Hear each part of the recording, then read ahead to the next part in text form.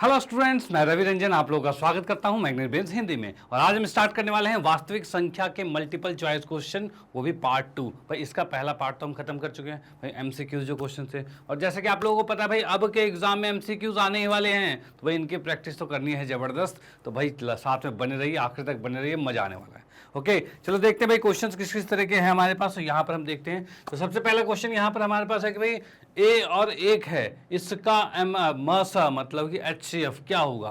भाई देखो, नॉर्मली तो आपने भाई 2 और 5 का एचसीएफ निकाला था। अब फिलहाल तुम्हारे पास ए और एक आ गया। आप बोलोगे सर ए तो हमें पता ही नहीं, अब कैसे निकालें इसका एचसीएफ।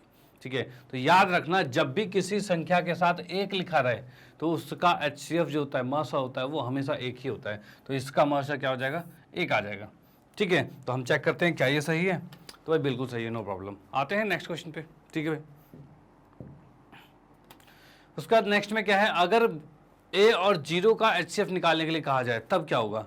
तो बोलेगा सर ए और जीरो मतलब जीरो होना चाहिए, क्योंकि जीरो में कुछ है ही नहीं, तो इसका मतलब क्या है, जीरो ही उसका कॉमन फैक्टर होगा। तो उसमें बड़ी से बड़ी संख्या क्या विभाजित हो रही होगी भाई, एचसीएफ क्या मतलब है, हाईएस्ट कॉमन फैक्टर, मतलब ऐसे बड़ी से बड़ी संख्या जो दोनों को विभाजित करती है। ठीक है, तो आप बोलोगे सर जीरो ही हो रहा है, और क्या हो रहा है। याद रखना, जीरो से कुछ भी विभाजित नहीं होता। ठीक है, अब यहां से मैं कहूं क्या ये ए से विभाजित हो रहा है, तो हो रहा है। क्या जीरो ए से हो रहा है, तो जीरो सबसे विभाजित होता है। तो यानी कि यहां पर ये होगा कि इन दोनों का जो एचसीएफ होगा वो ए आ जाएगा, क्योंकि जीरो सबसे विभाजित होता है, ये याद रखना। ठीक है, जीरो को किसी से विभाग करोगे, 0/a करोगे तो भी जीरो आएगा, 0/10 करोगे तब भी जीरो आएगा, यानी किसी से भाग कर दो जीरो ही आएगा वो। ठीक है, यानी वो भाग तो हो रहा है। लेकिन अगर मैं तुम ए को जीरो से भाग कर दोगे तो क्या होगा, तो वो जीरो भाग नहीं हो पाता, वो इन्फिनिटी आता है, अनंत आता है, जिसे हम डिफाइन नहीं कर सकते। ठीक है, तो ये भाग होता ही नहीं है। तो फिलहाल आंसर क्या आ रहा है हमारे पास, ए आंसर आ रहा है, थर्ड पार्ट जिसका आंसर आ रहा है। तो चेक करते हैं क्या ये सही है। तो भाई बिल्कुल सही है, नो प्रॉब्लम। आते हैं नेक्स्ट क्वेश्चन पे। ठीक है भाई, ओके, तो नेक्स्ट क्वेश्चन की बात करें तो यहाँ दे रखा है भाई ए बराबर में बी क्यू प्लस में आर दे रखा है, और इसमें क्या रखा है, ए और बी का एचसीएफ मतलब मसा जो है वो क्या होगा। तो इसमें से देखते हैं भाई क्या होगा। तो ए और बी का एचसीएफ किसके बराबर होगा। तो यहाँ की बात करूँ तो यहाँ पर आप डिफाइन तो नहीं कर सकते भाई किसको कौन सा कितने के बराबर होगा, किसका एचसीएफ क्या होगा। लेकिन यहाँ पर देखिए क्या है, ये ए आर है, भाई ए आर का एचसीएफ, इसका एचसीएफ ए आर होगा कि नहीं होगा हम कंफर्म नहीं है, इसका भी कंफर्म नहीं है। लेकिन ये तो कंफर्म है ना, क्योंकि ये जो दो संख्या है वही ये दो संख्या है, बस ये उल्टा करके लिखा हुआ है, तब तो सेम हो गई। तो यहाँ पर इसका आंसर यही तीसरा ऑप्शन ही करेक्ट होने वाला है, क्योंकि कोई भी दो संख्या जो होती है उनको आगे पीछे करके लिख दो, उनका एचसीएफ सेम ही रहता है, बदलता नहीं है। ठीक है, तो यहाँ पर ये ऑप्शन इसका करेक्ट होता है, जो कि भाई बिल्कुल सही है। आते हैं नेक्स्ट क्वेश्चन पे। ठीक है भाई, हाँ जी, तो अगले क्वेश्चन की बात करें, यहाँ पर देखा ए बराबर में बी क्यू प्लस में आर है, और ए का मान 30 है, बी का मान 5 है, क्यू और आर का मान हमें ज्ञात करना है। तो इसको क्या करेंगे भाई, ये तो भाग वाली विधि ही है जो हम भाग करते थे, यानी कि हम क्या कर रहे हैं, 30 को भाग कर रहे हैं बी से मतलब 5 से, तो 5 6 30 हो गया, ये हो गया, ये तो कट के 0 आ गया। अब यहाँ देख पा रहे भाई क्यू कितना आ गया है, तो 6 है, और आर कितना आ गया, 0 आ गया। भाई क्यू 6 और आर 0 कहाँ दिख रहा है हमें, तो क्यू 6 और आर 0। आप बोलोगे सर ये भी तो हो सकता है, नहीं, यहाँ पर देखना ये पहले क्यू है फिर आर है, तो पहले क्यू का मान फिर आर का मान, इस तरह से चीज़ें होगी। ठीक है, तो चेक करते हैं क्या ये सही है। तो भाई बिल्कुल सही है, नो प्रॉब्लम। आते हैं नेक्स्ट क्वेश्चन पे। ठीक है, अगले क्वेश्चन की बात करें, किसी संख्या 200 में किस संख्या से भाग देने पर भागफल 15 और शेषफल 5 बचेगा। भाई कोई भी संख्या है जो कि 200 है, उसको हम किससे भाग करें, किससे भाग करें कि भागफल 15 और शेषफल 5 बचे। तो भाई ऐसे करने में तो फिर मज़ा नहीं आएगा, लेकिन इसमें क्या चीज़ है, हम कर सकते हैं 200 को, ठीक है, भागफल कितना बचा हुआ है 15, यानी 15 कर दिया। ठीक है, और इसको किससे भाग करें वो यहाँ पर आएगा, और प्लस में शेषफल 5 है, ये आ रहा है हमारे पास। ठीक है, अब किससे भाग करें यहाँ से निकल जाएगा, क्योंकि हमें पता है ए बराबर होता है बी क्यू प्लस में आर होता है। ठीक है, क्यू मतलब क्या है, जो भागफल होता है वो क्यू होता है, और ए क्या है जिसको हम भाग कर रहे हैं, और बी क्या है जिससे भाग कर रहे हैं, और आर तो है ही शेषफल। अब यहाँ से इस 5 को उठा के इधर लाएंगे तो 195 आ गया, 15 नीचे भाग में आ जाएगा, और इसको बात करें ये एक्स आ रहा है, तो यहाँ से हम भाग करते हैं तो कितना होगा, 15 दाएँ 150 और 15 तिया 45, मतलब क्या आ रहा है 13 पर कट रहे हैं, यानी हम कह सकते हैं एक्स का मान 13 आ गया। ठीक है, कोई ऑप्शन है तो भाई सेकंड ऑप्शन इसका बिल्कुल करेक्ट जाता है, जो कि ठीक होना चाहिए बिल्कुल, तो भाई बिल्कुल ठीक है, नो प्रॉब्लम। आते हैं नेक्स्ट क्वेश्चन पे। ठीक ठीक है। तो भाई ये रूल याद रखना, ये क्या है अपना भाग वाला रूल है, उसके अकॉर्डिंग ही हमारा आंसर निकल गया। ओके चलो भाई, यहाँ पर नेक्स्ट क्वेश्चन की बात करते हैं। तो यहाँ हमने दे रखा है निम्नलिखित में से कौन सा अपरिमेय संख्या है। अब भाई अपरिमेय संख्या देखनी है तो क्या ये अपरिमेय संख्या है, तो बोलोगे नहीं सर इस पे बार है, बार का मतलब क्या होता है संख्या रिपीट होती रहती है और रिपीट होती रहेगी तो फिर वो अपरिमेय होगा ही नहीं। तो भाई बिल्कुल सही आप कह रहे हो कि ये अपरिमेय संख्या नहीं है। 1/3 की बात करें, ये तो P/Q की फॉर्म में आ गया, ठीक है, तो ये तो अपरिमेय होगा नहीं, ये तो परिमेय होगा, तो भाई ये भी काट देते हैं। ये भी की बात करें तो 2/5 है, ये भी P/Q की फॉर्म में आ गया, ये भी अपरिमेय है। और इस संख्या में देखो ये ना खत्म हो रहा है और ना रिपीट हो रहा है भाई, 1 0 1 00 1 000 1 4 0 इस तरह से बढ़ता जा रहा है, तो ना खत्म हो रहा है और ना ही रिपीट होते जा रहा है। तो इस कंडीशन से यही आपका अपरिमेय संख्या होगा जो कि यहाँ पर है, ठीक है। तो इसको देखते हैं क्या भी सही है, भाई बिल्कुल सही है, नो प्रॉब्लम। आते हैं नेक्स्ट क्वेश्चन पे, ठीक है चलो। उसके बाद नेक्स्ट क्वेश्चन की बात करें, दो क्रमिक सम संख्याओं का HCF होगा। भाई दो क्रमिक सम संख्या, क्रमिक सम संख्या मतलब क्या होता है, क्रम मतलब लगातार की बात करें, यानी कि अगर मैं 6 और 8 कहूँ इसका HCF क्या होगा, तो इसमें बड़े से बड़ी संख्या क्या होगी जो इसको विभाजित करेगी, तो भाई 2 ही होगी। इन दोनों को देखो 2 विभाजित कर रहा है, ठीक है, यही इसका HCF होगा। तो यहाँ पर हम देख पा रहे हैं HCF इसका 2 आएगा आंसर। अब देखते हैं भाई क्या ये सही है, तो भाई बिल्कुल सही है, ठीक है। तो याद रखना जब भी दो क्रमागत मतलब लगातार सम संख्याएं रहेगी तो उनका HCF जो मौसा होगा वो क्या होगा, 2 ही होगा। डन, चलो भाई ठीक है। आते हैं नेक्स्ट क्वेश्चन पे। अगले क्वेश्चन की बात करें तो यहाँ देखा भाज्य संख्याओं की संख्या होती है, भाई सॉरी अभाज्य संख्याओं की संख्या होती है, मतलब कितनी अभाज्य संख्या होती है, ठीक है। तो अभाज्य संख्या तो भाई इन्फिनिटी अनंत होती है, भाई बहुत सारी होती है, ठीक है। तो यहाँ पर अभाज्य संख्या बहुत सारी होती है मतलब अनेक होती है यहाँ पे, ठीक है ना, अनेक होगी। डन, चलो भाई ठीक है। अब इसको आप इरेज कर सकते हो, सॉरी इसको चेक कर लेते हैं, पहले चेक कर लेते हैं क्या ये सही है, तो भाई बिल्कुल सही है, नो प्रॉब्लम। आते हैं नेक्स्ट क्वेश्चन पे। हाँ जी, तो अगले क्वेश्चन की बात करें तो दो परिमेय संख्याओं के बीच कितने परिमेय संख्या हो सकती है, यानी कि कहा जाए 5 और 6 के बीच कितनी परिमेय संख्या हो सकती है, तो भाई दुनिया भर की हो सकती है, मतलब बहुत सारी सकती है, क्योंकि 5.1 5.2 5.3 5.12 5.13 इस तरह से बहुत सारी बन सकती हैं, यानी अनेक होगी, यानी अनंत आएगी यहाँ पर, या चौथा ऑप्शन बिल्कुल करेक्ट जाएगा जो कि अनंत है। ओके, तो चेक करते हैं क्या ये सही है, तो भाई बिल्कुल सही है, नो प्रॉब्लम। आते हैं नेक्स्ट क्वेश्चन पे, ठीक है भाई। अगले क्वेश्चन की बात करें, निम्नलिखित में से कौन अभाज्य संख्या है, इसमें से कौन सा जो है अभाज्य संख्या है। और अभाज्य संख्या की बात करें तो भाई अभाज्य मतलब क्या होता है, वह संख्या जो सिर्फ अपने आप से कटता है और 1 से कटता है, बस उसके अलावा किसी से नहीं कटता। यहाँ की बात करें 8 तो 8 2 से भी कटता है, 8 से भी कटता है, 4 से भी कटता है। इसकी बात करें 3 से भी कटता है, 9 से भी कटता है, ठीक है भाई तो ज़्यादा हो गया। इसकी बात करें 3 से 5 से 15 से, तीनों से कट रहा है। लेकिन ये इकलौता ऐसा है जो सिर्फ एक और अपने टेबल 11 से, अपने पहाड़े 11 से ही कटता है, उसके अलावा किसी से नहीं कटता, ठीक है। तो इसको आप नोट कर सकते हो। फिर हम आते हैं नेक्स्ट क्वेश्चन पे, पहले इसको चेक करते हैं क्या ये सही है, तो भाई बिल्कुल सही है, नो प्रॉब्लम। आते हैं नेक्स्ट पे। अगले क्वेश्चन की बात करें तो यहाँ लिखा हुआ है 43 गुणे में 625 को दे रखा है कि अभाज्य गुणनखंड में 5 की अधिकतम घातांक क्या होगी। देखो इसमें जो दे रखा है 43 गुणे में 625, तो भाई इसको गुना करके मत निकालना, इसको यहीं से देख लो भाई 43 क्या 5 से विभाजित होता है, तो नहीं होता। अब 625 होता है क्या, तो 625 का हमें पता है क्या होता है भाई, 25 गुणे 25 625 होता है। या फिर मैं कहूँ 625 को अगर आप इस तरह से करते हो तो 5 से किया तो 125, फिर 5 से किया तो 25, फिर 5 से किया तो 5, और फिर 5 से किया तो 1, यानी इसको लिख सकते हैं 43 गुने में 5 की घात 4। अब इसने कहा था अभाज्य गुणनखंड में 5 की अधिकतम घातांक क्या होगी, तो कितनी घात आ रखी है, 4 आ रखी है। तो 4 का मतलब ये ऑप्शन चौथा करेक्ट होता है। और देखते हैं क्या ये सही है, भाई क्या ये सही है, तो भाई देखते हैं भाई बिल्कुल सही है, नो प्रॉब्लम। आते हैं नेक्स्ट क्वेश्चन पे, ठीक है भाई। हाँ जी, तो अगले क्वेश्चन की बात करें, निम्नलिखित में से किसका दशमलव प्रसार शांत है। अब शांत की कंडीशन ये बताई थी कि P/Q की फॉर्म में कोई भी रहता है, अगर Q जो है वो 2 और 5 का गुणनखंड होता है, सिर्फ 2 और 5 का, सिर्फ 2 और 5 का गुणनखंड होता है, ठीक है, या फिर सिर्फ 2 या फिर सिर्फ 5 या फिर दोनों 5 और 2, तीसरा कोई नहीं आना चाहिए, नहीं तो अशांति फैल जाएगी। तो फिलहाल हम यहाँ पे बात करते हैं जैसे कि 19/21 है, तो नीचे क्या आएगा 21 मतलब 7 गुने में 3, क्या 5 और 2 है, तो नहीं है, तो ये तो भाई अशांत है। 88 की बात करते हैं तो 3/88 है, 88 को हम लिख सकते हैं क्या 2 देखो 88 को अगर मैं करना चाहूँ तो 2 से क्या तो 44 आएगा, फिर 2 से क्या तो 22 आएगा, फिर 2 से क्या तो 11 आएगा, यानी ये आ रहा है हमारे पास 2 की घात 3 गुने में 11, 2 की घात 3 गुने में 11, ये आ रहा है इसका। ठीक है, तो क्या ये शांत होगा? तो भाई नहीं, 11 एक्स्ट्रा आ गया, फिर तो शांत नहीं होगा। उसके बाद ये 75 की बात करें तो ये क्या होगा? तो 8 बटे में 75 है, 75 को 5 से किया, 5 का वर्ग गुने में 3 आएगा, 25 या 75 होता है ना, तो 5 का वर्ग गुने में 3 मतलब 3 एक्स्ट्रा आ गया। तो ये सारे एक्स्ट्रा वाले हैं। अब देखते हैं पहले वाले पार्ट को, तो कि क्या उसके अंदर 2 और 5 के अलावा कुछ और तो नहीं आ रहा। तो भाई देखेंगे 1600 आ गया। ठीक है, 5 से क्या तो 5 तिया 15, 5 दूनी 10, ये आ गया। फिर 5 से क्या, 5 6 30, 5 चौक 20, ये भी ठीक है।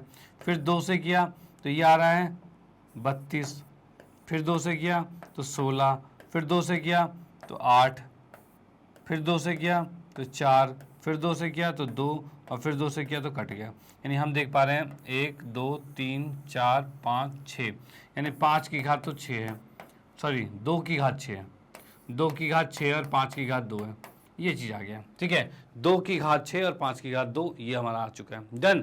अब ये इसका मतलब इसके घात मतलब ये जो बटे में आ रखा है, जो उसका हर है वो 2 और 5 का ही गुणनखंड है। अब सिर्फ 2 और 5 का गुणनखंड है, इसका मतलब क्या हो गया? इसका मतलब शांत संख्या हो गया। तो हम कह सकते हैं पहला ऑप्शन ही करेक्ट है, जो कि शांत संख्या है।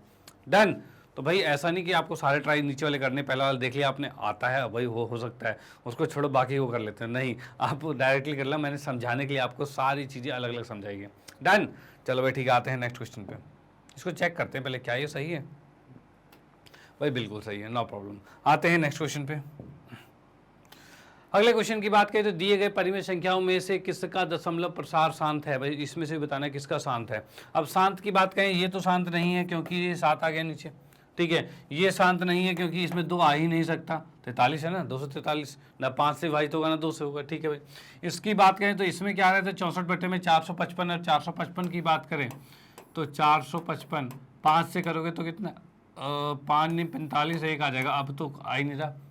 ठीक है ना, अब तो भाई 2 और 2 ना 2 आएगा ना 5 आएगा। ठीक है, अब नहीं आएगा तो इसका मतलब ये भी अशांत हो गया, यानी ये शांत होना चाहिए। ठीक है, और ये शांत होगा, इसको हम चेक अगर करना चाहें तो किस तरह से हो रहा है, तो भाई 3 1 2 5, 5 से क्या हमने 5 6 30, और 5 दूनी 10, 5 5 25 ही आ रहा है।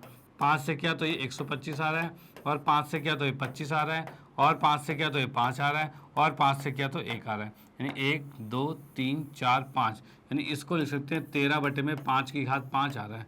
अब बताओ ये शांत है कि अशांत है? तो भाई हमें पता है अगर हर में 2 आए या 5 आए या दोनों आ जाए तो वो शांत होगा। तो फिलहाल 5 आ रखा है, मतलब ये शांत होगा, यानी शांत वाली कंडीशन सिर्फ पहली वाली है, और हमें क्या चाहिए? प्रसार जो शांत चाहिए, तो मतलब पहला ऑप्शन करेक्ट होता है। तो देखते हैं भाई क्या ये सही है। तो भाई बिल्कुल सही है, नो प्रॉब्लम। आते हैं नेक्स्ट क्वेश्चन पे। ओके चलो भाई, हाँ जी, तो अगले क्वेश्चन की बात करें तो इसमें देखा है भाई, यदि 47 और 379, 47 से 379 में भाग देने पर शेषफल 3 बचे तो भागफल क्या होगा? ठीक है, तो यहाँ हम देख रहे हैं भाई 379 है, इसको क्या करा गया है 47 से भाग किया गया है, और इसको भागफल कुछ आया होगा जो कि हमें निकालना है, और शेषफल 3 है, ये चीज़ हमारे पता है। ठीक है भाई, देख लो ना 47 से इसको भाग किया तो 47 को गुने में भागफल जो भी होता है, और ये टोटल जो है भाज्य जिसे कहते हैं, और ये शेषफल हो गया। अब इसमें क्या करते हैं, इस 3 को उठा के इस साइड लाते हैं, तो 379 माइनस में 3, और ये 47 नीचे भाग में आएगा। ठीक है, ये x निकलेगा। इसको कह सकते हैं 3 7 और 6 बटे में 47 ही आ रहा है। तो इसमें कितने पर कट रहा है? तो 4 6 4 दुनिया 8 आती है, 4 निम 36, 4 8 32, हाँ 8 पर जा सकता है। अब इसको अगर मैं 8 से करूं तो 47 अठे कितना होता है? तो हम कह सकते हैं भाई 47 को हमने 8 से गुना किया तो 7 56 आ रहा है। ठीक है, हासिल 5, 8 चौक 32, 32 और 5 37, 75 ही आ रहा है, बिल्कुल सही। यानी कि ये 8 से कट रहा है, यानी x का मान 8 आ गया। अब देखो यहाँ पर क्या चीज़ है भाई, इसका भागफल कितना है? 8 आ गया, तो 8 क्या ऑप्शन में है? तो भाई सेकंड ऑप्शन तो 8 ही दिख रहा है। तो देखते हैं भाई क्या ये सही है। तो भाई इसको देखा हमने तो ये बिल्कुल सही है, नो प्रॉब्लम। आते हैं नेक्स्ट क्वेश्चन पे। ठीक है, तो भाई ये चीज़ याद रखना, इस पे क्वेश्चंस बनते रहते हैं। ओके, अगले क्वेश्चन की बात करें तो परिमेय संख्या जो p बटे q दे रखा है आपको, का दशमलव प्रसार कब शांत होगा जबकि अभाज्य गुणनखंड है? ठीक है, एक अभाज्य गुणनखंड है, उसका मतलब p बटे q की फॉर्म में है। अब बट बोल रहा है कि वो कब शांत होगा, ठीक है। और शांत की कंडीशन में हमने बताया था कि अगर p बटे q की फॉर्म में है और नीचे वाली टर्म्स में, नीचे जो है ये 2 की घात n आ जाए और 5 की घात m आ जाए, तो उस कंडीशन में शांत होगा। तो इसमें देखते हैं 2 की घात n और 5 की घात m कौन सा है। तो भाई यही वाला हमें दिख रहा है, बाकी सब में तो है ही नहीं। लेकिन यहाँ पर दे रखा है इसकी जो घात होगी m और n जो होगा वो ऋणोत्तर होगा। ऋणोत्तर मतलब नेगेटिव होगा। तो यहाँ पर ये कहना चाह रहा है कि ये माइनस में होगा। अब बोलोगे सर माइनस में तो नहीं होता, प्लस में होता है वो, तो ये तो फिर गड़बड़ वाली बात है। ऐसा इसलिए लिखा हुआ है क्योंकि ये चीज़ जो होती है वो हमेशा बटे में होती है। इसकी बात करें तो ये हमेशा बटे में होती है, 2 की घात n, और ये अगर बटे में रहेगा, जैसे कि मैंने लिख दिया 7 बटे में ये लिखा है। अब कोई भी चीज़ बटे में रहेगी इसका मतलब क्या होता है, तो मैं बताऊं कि अगर 2 की घात 5 है तो इसको आप लिख सकते हो 2 की घात -5। ये ऊपर जाएगा तो माइनस में रहेगा। तो इसने ये कहीं नहीं लिखा कि अंश और हर है, इसने सीधे बोला है कि ये चीज़ होनी चाहिए 2 की घात n और 5 की घात m, और n और m क्या होना चाहिए, माइनस होना चाहिए। माइनस मतलब इस ऋणोत्तर का मतलब ही है कि इसने कहा है ये हर होना चाहिए, यानी अब इसने हर नहीं कहा है, ये ऋणोत्तर की वजह से ही ये हर हो गया। डन, इसीलिए इसका आंसर पहला वाला ही करेक्ट होगा, कोई दिक्कत वाली बात नहीं है। और हम देखते हैं क्या ये सही है, तो भाई बिल्कुल सही है, नो प्रॉब्लम। आते हैं नेक्स्ट क्वेश्चन पे, ठीक है भाई। हाँ जी, तो अगले क्वेश्चन में दे रखा है परिमेय संख्या p बटे q का दशमलव प्रसार कब अशांत होगा जबकि q अभाज्य गुणनखंड है। q जो है वो अभाज्य गुणनखंड है। तो अब ये बोल रहा है कि ये कब अशांत होगा। तो कब अशांत की बात करें तो इसने क्या कहा है कि 2 की घात n और 5 की घात m के रूप में नहीं हो। मतलब अगर बटे में 2 की घात n और 5 की घात m के रूप में नहीं हो, तो उस कंडीशन में, और ऋणोत्तर भी है, तो उस कंडीशन में ये अशांत, क्या बोला है इसने, दशमलव प्रसार कब अशांत होगा। तो इसने बोला कि भाई ये नहीं होगा तब तो अशांति होगा। भाई ये होता तो शांत हो जाता, ये होता तो शांत हो जाता, लेकिन इसी को मना कर दिया है, तो मतलब यही आंसर होगा ना कि ये नहीं होगा, तो भाई अशांत तो होगा ही होगा। तो यही आंसर इसका करेक्ट है। तो इसको देखते हैं क्या ये सही है, तो भाई बिल्कुल सही है, नो प्रॉब्लम। आते हैं नेक्स्ट क्वेश्चन पे, ठीक है भाई। अगले क्वेश्चन में दे रखा है a बराबर में बी क्यू प्लस में आ रहा है, b इतना है, q इतना है, r इतना, और a निकालना है। तो इसको रख देते हैं, मान को रखेंगे आंसर आएगा। तो भाई a हमें निकालना है, b कितना है 25, और q कितना है 12, और r कितना है 13, ठीक है। और इसको करेंगे तो 25 को 12 से गुना करेंगे तो 300 आएगा, ठीक है। और इसकी बात करें तो ये आ रहा है प्लस में 13, यानी आ रहा है ये 313 आंसर। क्या ऑप्शन में कहीं है, तो भाई पहला ऑप्शन ही करेक्ट आ रहा है, 313 आ रहा है। चलो भाई चेक करते हैं क्या ये सही है, तो भाई ये बिल्कुल सही है, नो प्रॉब्लम। आते हैं नेक्स्ट क्वेश्चन पे, ठीक है। चलो ओके, तो नेक्स्ट क्वेश्चन की बात करें तो यहाँ हमें दे रखा है भाई क्या एक जो है यौगिक संख्या, अब ये यौगिक संख्या क्या होता है, यौगिक कुछ नया आया। तो यौगिक की बात करें तो यौगिक मतलब होता है, यही होता है भाज्य संख्या। यौगिक कह लो या फिर कह लो भाज्य संख्या, ठीक है, दोनों एक ही चीज होती है। तो भाई भाज्य संख्या, यौगिक संख्या, भाज्य संख्या होती क्या है, तो भाज्य संख्या हमारी वो होती है वह संख्या जो अपने आप से कटे और किसी और पहाड़ से भी कट जाए, एक को छोड़ के, ठीक है। जैसे कि बात करें हमारे पास है 4 या फिर मान लो 6 है, तो 6 क्या होता है भाई, 6 जो है वो 6 से भी होता है, 3 से भी होता है, ठीक है, दोनों से होता है। तो भाई ये अपने आप से तो हो ही रहा है और एक और अलग संख्या से भी हो रहा है, तो उसे कहा जाता है भाज्य संख्या। तो फिलहाल ये कहना चाह रहा है क्या एक जो है वो यौगिक संख्या है, तो नहीं, एक यौगिक संख्या में नहीं आता। तो इसके में ऑप्शन आएगा नहीं आएगा, ठीक है। तो बोलोगे सर क्या अभाज्य संख्या मतलब अभाज्य में भी नहीं आता वो, ठीक है, वो ना अभाज्य में ना भाज्य में। डन, अब इसको चेक करते हैं क्या ये सही है, तो भाई बिल्कुल सही है, नो प्रॉब्लम। आते हैं नेक्स्ट क्वेश्चन पे। अगले क्वेश्चन की बात करें भाई 23,750 में 5 की अधिकतम घात कितनी होगी। भाई 5 की अधिकतम घात निकालने के लिए हमें इसका एलसीएम निकालना पड़ेगा, इसके गुणनखंड निकालने पड़ेंगे। 23,750, अब यहाँ पर क्या किससे, 5 से, ठीक है। 5 से जब करते हैं तो कितना आ रहा है, 5 चौक 20 आ रहा है, 5 सत्ते 35 आ रहा है, और 2 बचा 55 25 आ रहा है, और 0 आ गया, ठीक है। 5 से करेंगे 5 नहीं 45 आ रहा है, 55 25 आ रहा है, और 0 आ रहा है, ठीक है। 5 से बात करें तो कितना, 5 एकम 5, 5 नहीं 45, और 0 आ रहा है, ठीक है। 5 से बात करें तो कितना आ रहा है, 5 तिया 15, और 5 अठे 40 ही आ रहे हैं, ठीक है। कितने 5 आ गए, 4 5 आ गए, यानी हम इसको लिख सकते हैं 38 गुने में 5 की घात 4, और भी ये कट सकता है, लेकिन हमें सिर्फ पूछा है 5 की अधिकतम घात पूछी है, बाकी इससे कोई लेना नहीं, तो बाकी मुझे आगे करने की जरूरत नहीं है। 5 की घात 4 निकल गया, और अब इसके बाद 5 तो आएगा नहीं, ठीक है। तो यानी यहाँ पर हम ऑप्शन नंबर 3 पर जाएंगे कि भाई 3 में लिखा है 4 घात इसकी अधिकतम होगी, तो वो हमने निकाल दिया है। अब चेक करते हैं क्या ये सही है, तो भाई बिल्कुल सही है, निकाल दिया तो फिर क्यों ना सही होगा, ठीक है। चलो आते हैं नेक्स्ट क्वेश्चन पे फिर। अगले क्वेश्चन की बात करें तो यहाँ पर क्या है भाई, 26 और 91 का HCF निकालना है, महत्तम समापवर्तक निकालना है 26 और 91 का। अब 26 और 91 में उनका गुणनखंड पहले देख लेते हैं भाई। 26 क्या होता है, तो इसको लिखते हैं भाई 13 दूनी 26, ठीक है। अब 91 की बात करें तो क्या 13 के पहाड़ में 91 आता है, तो हाँ भाई आता तो है 13 के पहाड़ में 91, ठीक है। और वो भी कितने पर आता है भाई, कितने पर आता है, तो 13 के पहाड़े में कहा जाए तो ये यहाँ पर आ रहा है 7 के पहाड़, 7 में, मतलब इसको लिख सकते हैं 13 गुने में 7, ये आ रहा है, ठीक है। 13 सत्ते 91 होता है, यही होता है, चलो भाई ठीक है। अब इसमें अधिकतम संख्या कौन सी है जो दोनों में कॉमन है, सेम है, तो भाई 13 आपको दिख रही है ना, दोनों में सेम है, तो इसका HCF कितना होगा, हाईएस्ट कॉमन फैक्टर, सबसे बड़ी से बड़ी संख्या जो कि 13 आ रहा है, तो इसका ऑप्शन नंबर 1 करेक्ट जाएगा जो कि 13 होगा। डन। तो अभी देखते हैं भाई क्या ये सही है, तो भाई बिल्कुल सही है, नो प्रॉब्लम। आते हैं नेक्स्ट क्वेश्चन पे, ठीक है। चलो भाई अगले क्वेश्चन की बात करें तो इसने कहा है एलसीएम जो होता है, अल्लाह सा जो लिखा है एलसीएम जो ए बी का है वो किसके बराबर होगा। तो आपको मैं बता दूं फॉर्मूला हमने पढ़ा हुआ है, एलसीएम जो ए बी का होता है, ठीक है, और गुने में HCF जो होता है ए बी का, वो बराबर होता है ए गुने बी के, यही होता है। अब ये निकालना है, यानी ये निकालना है, तो ये उठ के नीचे आ जाएगा, ये उठ के इसके नीचे आ जाएगा, ए गुने में बी है उसके नीचे आ गया HCF और ए और बी का। तो ये चीज़ ढूंढते हैं भाई कहाँ है इसमें, तो इसमें हम देख पा रहे हैं भाई ए और बी यहाँ पर गुना में है और नीचे HCF ही है ए बी का, यानी तीसरा ऑप्शन बिल्कुल करेक्ट जाता है। ओके, तो हम इसको चेक करते हैं क्या ये सही है, तो भाई बिल्कुल सही है, नो प्रॉब्लम। आते हैं नेक्स्ट क्वेश्चन पे, ठीक है भाई। अगले क्वेश्चन की बात करें, ये जो हमें दिख रहा है ये कौन सी संख्या है, क्या ये सम संख्या है। आप बोलोगे सर लास्ट में 2 है, इसका मतलब ये थोड़ी सम संख्या कह देंगे इसे, ये दशमलव में आ रखा है, नहीं होगा, ठीक है।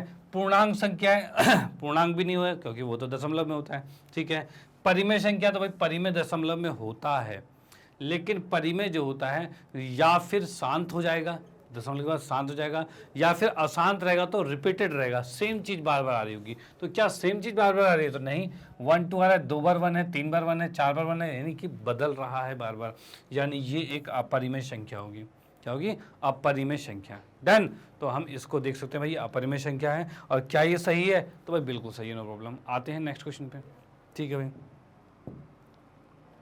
अगले क्वेश्चन की बात करें तो यदि HCF जो है क्या दे रखा है, 58 और 76 का 6 है, और इसका एलसीएम हमें निकालना है, तो कैसे होगा।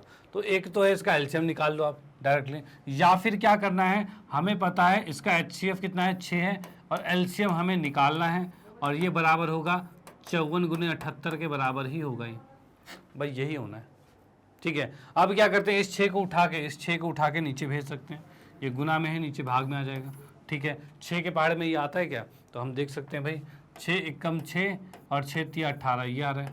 अब 13 चौके 52 और 13 पंचे 65, 65 और 5 70, 702 आ रहा है, ठीक है। चेक करते कहीं पर है, तो भाई ये रहा 702, यानी इसका एलसीएम जो आ रहा है वो 702 आ रहा है। तो मुझे एलसीएम निकालने की जरूरत नहीं पड़ी, ये हमें फॉर्मूला पता था, उसके अकॉर्डिंग हमने निकाल दिया भाई, काट पीट के तुरंत ही निकल गया। अब चेक करते हैं क्या ये सही है, तो भाई बिल्कुल सही है, नो प्रॉब्लम। आते हैं नेक्स्ट क्वेश्चन पे, ठीक है भाई। अगले क्वेश्चन की बात करें, यदि a परिमेय संख्या है तो 1/a क्या होगा। भाई कोई a जो है वो परिमेय संख्या, तो 1/a क्या होगा। तो a की बात करें, a क्या होता है, परिमेय संख्या मान लो 5 है, तो 1/5 क्या होगा, तो ये भी तो परिमेय संख्या ही होगा, ये अपरिमेय थोड़ी हो जाएगा, ठीक है। तो यहाँ पर कौन सा परिमेय संख्या दिख रहा है, तो भाई ये रहा पहला परिमेय संख्या है, ठीक है। तो परिमेय संख्या है 1/5 भी परिमेय संख्या होगा, तो हम चेक करते हैं क्या ये सही है, तो भाई बिल्कुल सही है, नो प्रॉब्लम। आते हैं नेक्स्ट क्वेश्चन पे, ठीक है भाई। अगले क्वेश्चन में दे रखा है परिमेय संख्याओं के सामान्य रूप, परिमेय संख्या किस तरह से लिखा जाता है। तो हमने पढ़ा हुआ है परिमेय संख्या p/q की फॉर्म में होता है, और q 0 नहीं होना चाहिए, ऐसा कहीं लिखा हुआ है, तो भाई ये पहले ऑप्शन में ही लिखा हुआ है ना, तो यही ऑप्शन करेक्ट हो जाएगा, ठीक है। तो चेक करते हैं क्या ये सही है, तो भाई बिल्कुल सही है, नो प्रॉब्लम। आते हैं नेक्स्ट क्वेश्चन पे, ठीक है भाई। अगले क्वेश्चन में देखा है 5√2 है, क्या है, ठीक है, तो मैंने बताया हुआ है कोई भी संख्या जो होती है, कोई भी परिमेय संख्या, मान लो a है, इसके साथ अपरिमेय संख्या √2 को गुना करो या फिर जोड़ दो या फिर घटा दो या फिर भाग कर दो, इनमें से कुछ भी करो, ये सारे के सारे क्या हो रहे हैं, अपरिमेय संख्या।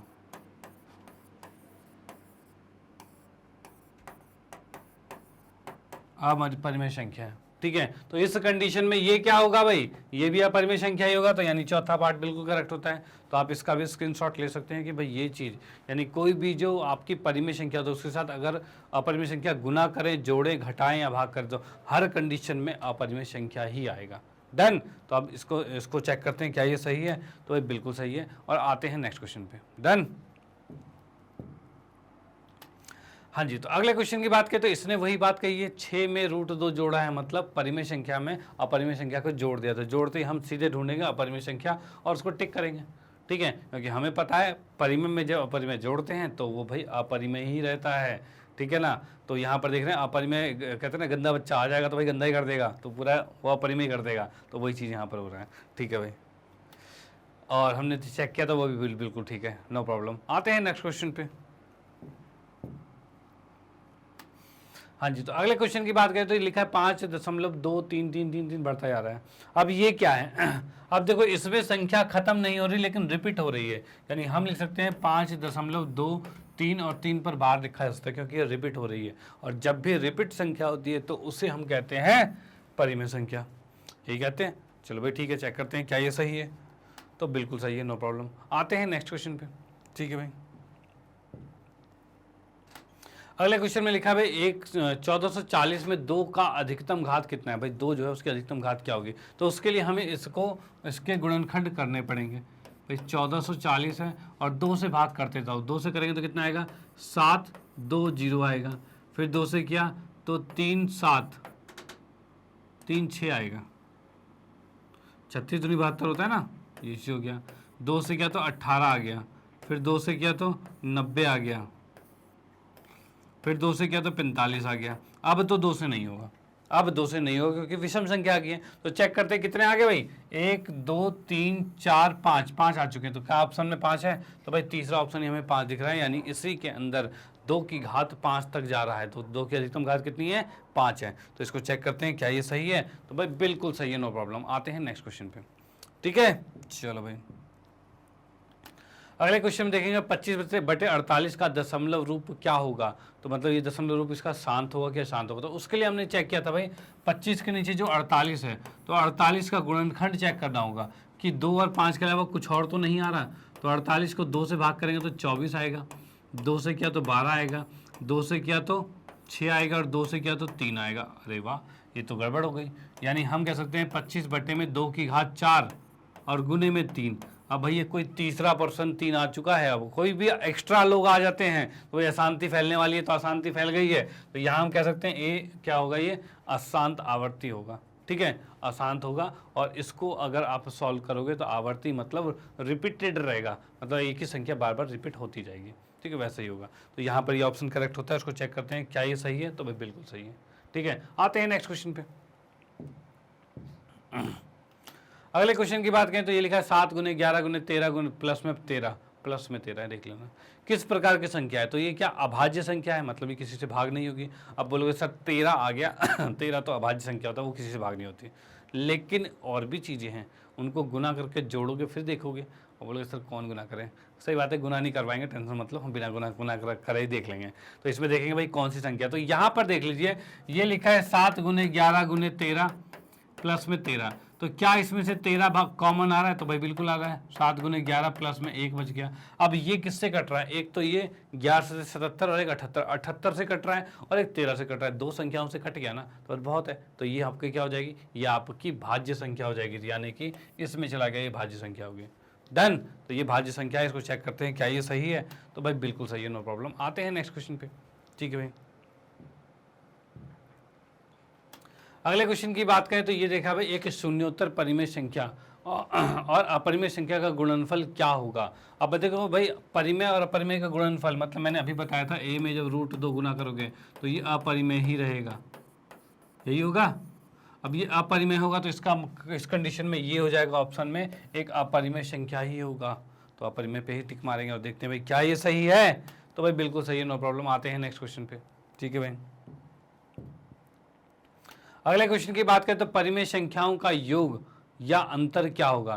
भाई दो परिमेय संख्या उनको जोड़ो या फिर घटाओ तो क्या होगा। तो भाई 5 में से 2 जोड़ो घटाओ या 5 में 2 जोड़ो क्या होगा। तो भाई ये आपका परिमेय संख्या ही आएगा, ठीक है, ये परिमेय संख्या आएगा। भाई घटाओ चाहे जोड़ो परिमेय संख्या ही आना है। तो यहाँ पर हम देख सकते हैं ये परिमेय ही है, ठीक है, यानी ये ऑप्शन कहाँ गया, चौथा ऑप्शन बिल्कुल करेक्ट होता है, ठीक है, परिमेय ऑप्शन ही आएगा। और इसको चेक करते हैं क्या ये सही है। तो भाई देखते हैं भाई क्या, भाई बिल्कुल सही है, नो प्रॉब्लम। आते हैं नेक्स्ट क्वेश्चन पे। अगले क्वेश्चन की बात करते हैं प्रत्येक भाज्य संख्या को अभाज्य संख्याओं की घात। अब देखो क्या करेगा, प्रत्येक भाज्य संख्या है को अभाज्य संख्याओं की घातों के गुणनफल के रूप में लिखा जा सकता है अथवा नहीं। भाई लिख सकते हैं कि नहीं लिख सकते हैं। अब देखो प्रत्येक भाज्य संख्या मान लो मैंने लिख दिया 12, ठीक है, या भाज्य संख्या मैंने लिख दिया 36, ठीक है। अब इसने ये कहा है कि क्या इसको या फिर 36 लिख दिया या फिर मैंने लिख दिया क्या 9 लिख दिया, ठीक है।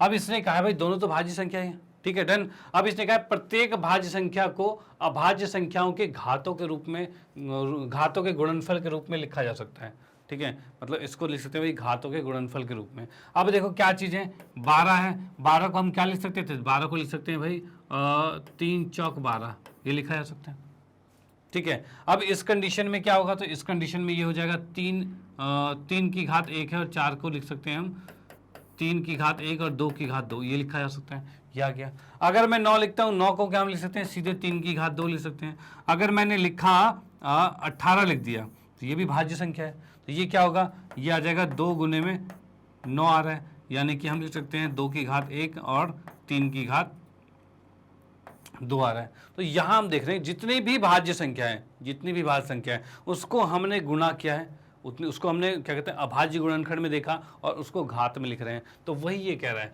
कि प्रत्येक भाज्य संख्या को अभाज्य संख्याओं के घातों के गुणनफल के रूप में लिखा जा सकता है। तो भाई लिख पा रहे हैं ना, तो हर बार लिख पा रहे हैं, ठीक है। तो यहाँ पर हम देखते हैं भाई इसमें ऑप्शन कौन सा सही होता है, तो बता दीजिए आप। तो बताइए भाई इसमें कौन सा ऑप्शन ठीक है। ये ऑप्शन सेकंड करेक्ट होता है, क्योंकि हम देख पा रहे हैं कि भाई लिखा तो जा ही रहा है, तो भाई कह सकते हैं भाई ये क्या लिखा जा सकता है, किसी भी भाज्य संख्या को अभाज्य संख्याओं के गुणनफल और उनकी घात के रूप में लिखा जा सकता है, ठीक है। तो भाई हमने प्रेजेंट कर दिया और उसको लिख दिया है और इसको चेक करते हैं क्या ये सही है, क्या ये सही है। तो भाई यहाँ पर ये बिल्कुल सही है, नो प्रॉब्लम। आते हैं नेक्स्ट क्वेश्चन पे। क्वेश्चन शायद खत्म हो गए, हाँ यहाँ पर ये खत्म होते हैं क्वेश्चन। तो आज के सेशन के सारे क्वेश्चन ये समाप्त होते हैं। यहाँ पर हमने इसके 35 क्वेश्चन 35 क्वेश्चन कंप्लीट कर लिए हैं और नेक्स्ट सेशन में भी हम लेके आएंगे इसके और भी मोस्ट इंपॉर्टेंट, क्योंकि हमें करना है पूरे को ऐसा कंप्लीट कि भाई कोई सा क्वेश्चन कहीं से भी उठा के दे दे कोई भी, भाई हमें तो सब कुछ आना चाहिए, ठीक है। तो हर एक बारीकियों को लेके चल रहे हैं, एकदम ईजी से लेकर हार्ड तक क्वेश्चन सारे कंप्लीट करवा रहे हैं कि आपको बाद में ये ना लगे भाई ये छूट गया वो छूट गया, कुछ नहीं छूटने वाला। बस आप साथ में बने रहिए, आखिर तक आप बने रहिए, जैसे आज भी बने हुए हो तो अगले क्लास में भी साथ में जुड़े रहिए, तो भाई हर चीज़ें आपकी क्लियर होती जाएगी। डन, चलो भाई ठीक है। बाकी मैं आप लोगों को बताना चाहता हूँ मैग्नेट ब्रेन के बारे में। तो मैग्नेट ब्रेन एक ऐसा प्लेटफॉर्म है जो आपको प्रोवाइड करता है केजी से लेकर 12 क्लास तक के सभी विषयों के कंप्लीट वीडियो कोर्स, वो भी फ्री ऑफ कॉस्ट। और उसके बाद भी साथ में आप लोगों की सुविधा के लिए मैग्नेट ब्रेन ने लॉन्च किया है मैग्नेट ब्रेन की वेबसाइट, जो कि है www.magnetbrains.com। अब भाई इसमें क्या सुविधा है, क्या फायदा है, तो यहाँ पर आपको मिलने वाले हैं सारे वीडियो लेक्चर्स बिल्कुल अरेंज फॉर्म में, बिल्कुल सिस्टमेटिक तरह से, बिल्कुल कोर्स के फॉर्म में, ठीक है। ऐसा नहीं कि कोई वीडियो कहीं ऐसा कुछ नहीं है, यहाँ पर बिल्कुल अरेंज फॉर्म में मिलने वाला है। जैसे कि आप लोग देख सकते हो यहाँ पर इंग्लिश मीडियम का सेक्शन अलग है, हिंदी मीडियम अलग है, spoken English, NTSC, olympiad, IIT JEE NEET UPSC, इस तरह से सेक्शन अलग है भाई, सबके सेक्शन अलग है, हर चीज़ें यहाँ पर प्रोवाइड हो रही हैं। अब वो भी सारे कोर्सेज वो भी क्या है, फ्री ऑफ कॉस्ट है। आप जिस भी सेक्शन में लाइक करते हो उस पर क्लिक कीजिए और अपने कोर्स को चुनिए और उसकी स्टडी कर सकते हैं, ठीक है। जैसे कि आप लोग 10th क्लास में हिंदी मीडियम में हो तो आप क्या करोगे, हिंदी मीडियम को सिलेक्ट करोगे और 10वीं कक्षा को सिलेक्ट करोगे। सिलेक्ट करते आप देखोगे भाई उसमें जितने भी टीचर्स हैं वो सारे आपको विजुअल हो जाएंगे, ठीक है भाई, सारे टीचर विजुअल हो जाएंगे। अब इनमें से क्या करना है, आपको किसी भी सब्जेक्ट में कोई भी दिक्कत होती है तो उन टीचर के नीचे वॉच नाउ लिखा होगा, वॉच नाउ पे क्लिक करो और उसके बाद उस कोर्स को स्टडी करना शुरू कर दो। जैसे कि मान लो आपको मैथमेटिक्स में कोई दिक्कत होती है तो मेरे सामने यहाँ पर इसके नीचे वॉच नाउ लिखा होगा, वॉच नाउ पे आप क्लिक करना और क्लिक करते के साथ क्या होने वाला है भाई, क्लिक करते के साथ कुछ इस तरह का इंटरफेस दिखेगा जिसमें आप देख सकते हो हमने क्या क्या चीज़ें करवा रखी है। तो भाई पाठ्यक्रम परिचय, वास्तविक संख्या और क्या है भाई, सारे चैप्टर्स को लगभग हमने कंप्लीट करा रखा है। ठीक है, इसमें आपको कॉन्सेप्ट वीडियो मिलेगा, एनसीईआरटी सॉल्यूशन मिलेगा, कुछ इंपॉर्टेंट क्वेश्चंस मिलेंगे, एमसीक्यू क्वेश्चंस मिलेंगे, बहुत सी चीज़ें आप लोगों के लिए यहाँ पे अवेलेबल है। तो यहाँ पर आपको बस आना है, आने के बाद अपने कोई भी क्लास सब्जेक्ट जो टॉपिक है उसको क्लिक करना है, उसके अंदर आप उसके concept video, one shot video, इस तरह की चीज़ें। जैसे कि मान लो एग्जाम टाइम पे आपको भाई कोई वीडियो मिल जाए जिसमें पूरा लेक्चर सही ढंग से समझा दिया जाए एक लेक्चर के अंदर, तो मज़ा आ जाए, तो वो चीज़ें भी यहाँ पर अवेलेबल है। यानी हर चीज़ यहाँ अवेलेबल है, आपको कहीं जाने की कोई ज़रूरत नहीं है। ओके, तो यहाँ पर बस आपको अपना टॉपिक सेलेक्ट करना है, उसको ओके क्लिक करना है, उसके अंदर आपको देखना है कौन सी किस टाइप की वीडियो देखनी है, उसको क्लिक करना है और क्लिक करते इस तरह से वीडियो प्ले हो जाएगी और आप इसका फ़ायदा बिल्कुल आराम से उठा पाओगे। डन, चलो भाई ठीक है। बाकी आप लोगों को पता ही है मैग्नेट बैंड ने हिंदी मीडियम में भी कोर्सेज को लॉन्च कर दिया है। 6ठी से 12वीं कक्षा तक के सभी विषयों के कंप्लीट वीडियो कोर्स यहाँ पर अवेलेबल हैं और भाई आप तो इसका फ़ायदा उठा ही रहे हो। और आप क्या कर सकते हो, इन चीज़ों को अपने फ्रेंड सर्कल में, रिलेटिव में या फिर कोई भी जान पहचान में है जो कि 6ठी से 12वीं कक्षा में पढ़ते हैं, उनको ये चीज़ें सजेस्ट कर सकते हो जिससे कि भाई उनका भी फ़ायदा हो। भाई आपका फ़ायदा तो हो ही रहा है, उनका फ़ायदा हो, इससे अच्छी बात क्या होगी। इसी के साथ आपको कहना चाहता हूँ, अगर वीडियो आपको अच्छी लगती है तो इसको लाइक कीजिए, न्यू है तो सब्सक्राइब कीजिए और शेयर तो आप करते रहिए। Okay bye, thank you.